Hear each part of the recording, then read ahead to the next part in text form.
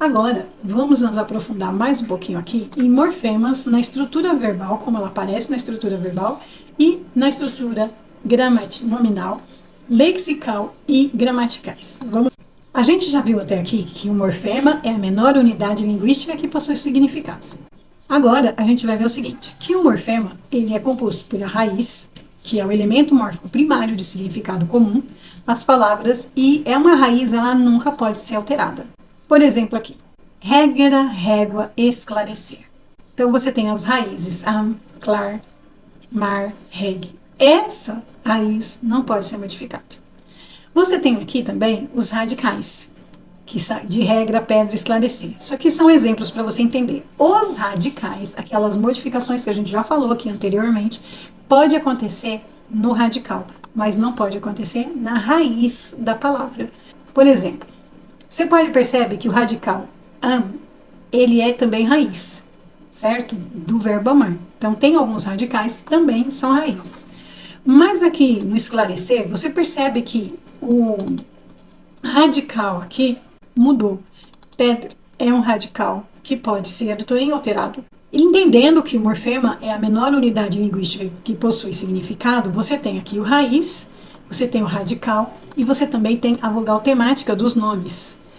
Banana, mesa, verde, estudante, e também tem a vogal temática dos verbos. Isso é um elemento mórfico que pode acrescentar ao radical para formar o tema. Então, quando você fala da vogal temática, você está falando de um elemento que pode ser acrescentado ao radical para formar um tema. E a função dessa junção do radical com uma vogal temática, seja nominal ou seja verbal, é caracterizar os nomes e os verbos. Eu consigo entender um nome e consigo entender um verbo porque foi formado um tema a partir da junção do radical com uma vogal temática. Diz para mim que isso ficou claro para você. Além disso, como menor unidade linguística que possui significado, ela também é composta por afixos. A gente falou aqui em cima, um pouquinho antes, como que as palavras se formam, né? Elas se formam por radicais, por raiz, vogal temática, afixos, sufixos, desinências, certo? Verbais e desinências nominais. E aqui a gente está explicando melhor, a gente está entendendo mais profundamente esse conceito. Então, o que são os afixos? São os elementos mórficos que modificam o sentido. Acrescentamos eles aos radicais ou temas para formar novas palavras.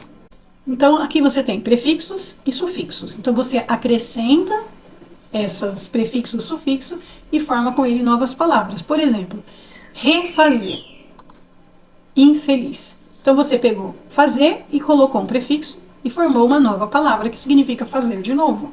Você pegou o in, colocou feliz e colocou que a pessoa não é, ou quis aqui mencionar, não feliz. O sufixo, ele pode ser acrescentado, por exemplo, você tem aqui só e você acrescentou o sufixo somente e formou uma nova palavra. Somente tem um significado diferente. Você pegou o franc e colocou um prefixo eis e formou francês. Felicidade, pegou a palavra feliz, fez uma modificação, colocou dade e formou uma outra palavra. Então você percebe que os afixos são elementos modificadores de sentido. As desinências são elementos mórficos que servem para dar significação interna à palavra. E elas podem ser nominais, como casa, casas, garoto, garotas, ou garotos e garotas. E pode ser verbais, como as desinências aqui, ó, terminação ER, comerem, comermos. Isso dá uma outra significação interna para a palavra. Quando você fala comer, você está falando no infinitivo. Mas quando você fala comerem, por certo você está se referindo a esse eles comerem, né, um subjuntivo. Comemos ou comermos, estamos falando de uma ação que nós vamos fazer ali. Então, essas desinências, elas ajudam a dar uma significação interna para a palavra. Mesmo que a palavra não está dentro de uma frase, conhecendo morfologicamente a palavra, você consegue entender que, olha, isso aqui está conjugado de uma forma diferente. Ah, isso aqui está no plural, no singular. Tudo do morfema, você encontra aqui as formas livres, que são aquelas que não dependem de outras, as formas presas, que elas dependem, eu preciso de uma outra palavra para dar significado para o O. Colocar um O sozinho aqui, ele é só uma letra. Se eu coloco ele junto a um radical, eu já tenho uma palavra. Por exemplo, aluno. Se coloca um S sozinho, ele só é uma letra. A gente já está conversando, mas reforçando que quando você está estudando a morfologia na sua gramática, você precisa atentar para todos esses detalhes, porque isso aqui constrói a formação da palavra, constrói a sua ideia de formação de palavra, e isso ajuda você na hora que você for escrever um texto ou você for fazer uma prova. Quanto aos vocábulos gramaticais, a gente tem as preposições, as conjunções e os pronomes, ele, ela, nós, vós. Os pronomes, dentro do estudo do morfema, unidade significativa, a gente tem aqui os vocábulos gramaticais. Agora que você entendeu, espero que você tenha entendido, deixa o seu comentário. A introdução dos morfemas, a estrutura verbal e nominal dos morfemas, vamos ver aqui os morfemas lexicais. Eu tirei aqui do livro essa parte que eu achei importante trazer aqui para a aula, que diz o seguinte, que de acordo com um linguista aqui, um estudioso Azeredo, sabe-se que a palavra é uma unidade autônoma constituída de um ou de vários morfemas, em que um deles serve de base mórfica da palavra e responde pelo seu núcleo semântico, e os demais ocupam posição periférica. O que significa tudo isso? Até agora, nós vimos assim, nós temos as unidades mórficas das palavras, nós temos as morfes, e nós temos nas palavras um sentido semântico, um sentido lexical e um sentido semântico. Só que as demais unidades mórficas, ela ocupa uma posição periférica. Vamos lá. Tem o núcleo semântico da palavra mar. Mas e se eu formar aqui marinho? Esse restante aqui, ela ocupa a posição periférica da palavra, ela vai dar um outro significado semântico para essa palavra. Ela vai formar um novo vocábulo, vai formar uma nova palavra.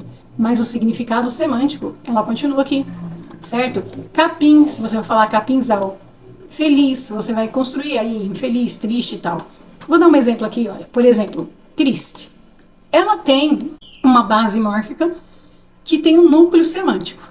Mas a partir daqui, perifericamente a ela, você pode colocar mais palavras. Você pode colocar outras unidades mórficas e formar novas palavras, conforme você está vendo aqui. E afirme também, olha só, você pode, a partir desse significado, desse núcleo semântico, você pode formar outras palavras.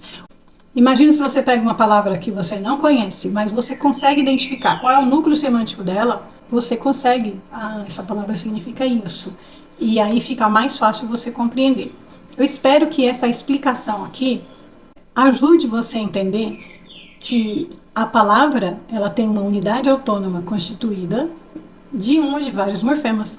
E que ela tem sim um núcleo semântico e que os demais morfemas têm posição periférica a esse núcleo.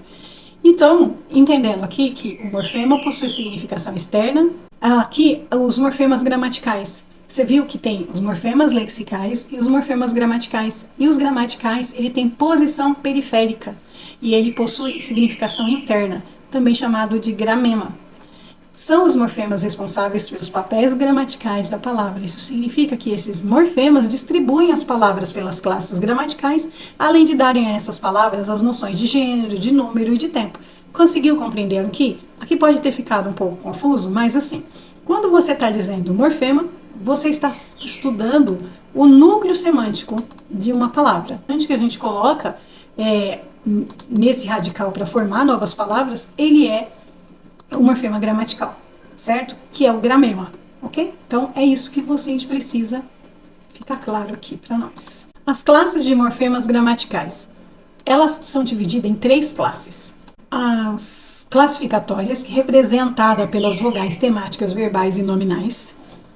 Os morfemas derivacionais, que é representado pelos afixos e os prefixos. E os flexionais são representados pelas desinências de tempo, de modo, de número, de pessoa, de verbos, e de gênero e de número para os nomes. Então você vê que as morfemas, ela tem 3 classes gramaticais: classificatória, derivacional e flexional. Presta atenção nesses detalhes, que esses detalhes fazem toda a diferença na hora de você entender a classe de um morfema. Agora, a gente vai ver aqui Os tipos de morfema. Esse tópico aqui é bem extenso, mas a gente vai... ele é muito importante porque ele nos mostra mais detalhada. Existem diferentes tipos de morfemas que podem ser adicionados, retirados, substituídos ou ausentes de uma palavra que é o morfema zero. A gente viu aqui isso um pouquinho antes aqui na nossa aula. Agora, vamos fazer aqui algumas reflexões e vamos aumentar esse conhecimento. O morfema que pode ser adicionado é o morfema aditivo, certo? Isso aqui, a palavra em si já tem aquele significado. Sob o ponto de vista de significante, os morfemas aditivos são segmentos fônicos que se acrescentam ao radical. Você vê assim, ó, num bom momento, a diferença entre significado e significante é basicamente isso. O significado é o significado da palavra que você encontra na natureza. O significante, aí são os aditivos que você pode colocar em um segmento fônico. Você pode acrescentar aqui o radical. Esse segmento fônico que pode ser acrescentado, eles podem ser prefixo, por exemplo, anormal, desfazer, sufixo, são palavras que podem ser acrescentadas depois do radical, por exemplo, bel, se acrescenta za ou esa, vogais temáticas nominais, que são as vogais aqui, olha, no final das palavras, vogais temáticas verbais, que é primeira conjugação, segunda e terceira, cantar, vender e partir. Desinências nominais de gênero, por exemplo, bonita, bonito, primeira, primeiro, outra, outra. Desinências nominais de número, por exemplo, barcos, barcos é plural, cores, é diferente de cor, funil, é funis, certo? Então, são as desinências nominais de número. Desinências modo temporais, como florescerá, dormia e corresse. Você tem uma desinência de modo temporal que indica futuro, que indica pretérito perfeito, indica passado, corresse que indica um modo subjuntivo, desinência números pessoais como cantava, vendemos, pedissem, que aqui no finalzinho dá a ideia de número dos verbos. Como você pode ver, são elementos fônicos que você coloca e acrescenta ao radical e dá um outro significado. E o subtrativo é aquele que um segmento fônico que indica uma supressão, quer dizer, você está tirando alguma coisa. A gente já até deu esse exemplo aqui. Ativo perde o sufixo o, ganha a forma feminina ativo. Essa supressão também ocorre em alguns nomes. Você pode ver que na forma de escrever aqui, olha, fazerei, ela fez, você em vez de escrever fazerei, você escreve farei. Trarás, em vez de você colocar do verbo trazer, você colocar trazerás, você suprime esse elemento fônico e forma uma nova palavra. Dá uma observadinha nesse detalhe aqui, que é um ponto que às vezes a gente não presta atenção quando a gente está estudando morfologia. Isso faz diferença para a gente entender a construção da palavra. Porque às vezes você fala, classifique uma palavra e diferencie uma palavra. E por não conhecer que existe esses pontos de aditivo, subtrativo e alternativo, a gente fica boiando ali na hora de responder a questão. O alternativo. Os morfemas alternativos, ou suprafixos, eles espelham a substituição dos fonemas. E aí resulta em uma alternância fônica na nossa língua, causada pela mudança do timbre aberto, timbre fechado, altura, posição da sílaba tônica. Por exemplo, quando eu falo corpo no singular, uma coisa, é fechado. Corpus é uma mudança de timbre. Bebo, bebes. Estive, esteve. Por exemplo, dúvida, que é uma incerteza, e duvida, que é uma flexão de duvidar. Então, essa tem uma mudança da sílaba tônica. Então, você percebe que os morfemas alternativos, eles também fazem aqui umas mudanças de timbre, de altura de voz, certo? De fala. Existem outras alternâncias, como a vogal tônica ou vovos, esse, essa. Timbre no presente do indicativo. Perco, perdemos, perdeis, perdes, perde, perdem. Você vê que muda aqui o timbre. Alternância nos pronomes para distinguir se o termo animado ou neutro, este, isto, todo, tudo. Verbos para distinguir flexões, fez, fiz, pôs, pus, firo, feres, descubro. Então você pode ver que a alternância também é um tipo de morfema que pode alterar o timbre. E o morfema zero. Não há sufixo indicando o tempo ou pessoa no morfema zero. Você tem aqui primeiro o radical, e a partir desse radical você vai colocar ali um aditivo ou um alternativo para formar uma nova palavra. Com Então, estamos quase chegando aqui no final da nossa aula do estudo da morfologia.